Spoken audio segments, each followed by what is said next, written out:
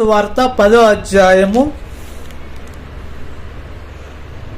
38వ వచనమండి.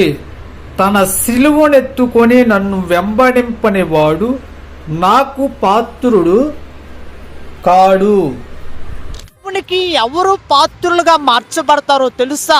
ఆయన నామము నిమిత్తం ఎవరైతే హింసించబడతారో, ఆయన యొక్క రాజ్యాన్ని నిమిత్తం ఎవరైతే దూషణ పాలవుతారో, ఆయన ప్రకటించే విషయంలో ఎవరైతే అవమానాలు పొందుతారో వారందరూ దేవునికి పాత్రులుగా మార్చబడతారు. ఇప్పుడు అక్క చెల్లి తమ్ముడు అన్న ఈ మాటలు వింట, నీవు అవమానాలు పొందుతున్నావా, దూషణ పాలు పాడుతున్నావా, నిందించబడుతున్నావా, తక్కువగా చూస్తున్నారు, అయినా సరే బాధపడబాకు, అయినా సరే ధైర్యముగా నీవు దేవునికి పాత్రుడుగా పాత్రురాలుగా మార్చబడుతున్నావని అర్థము.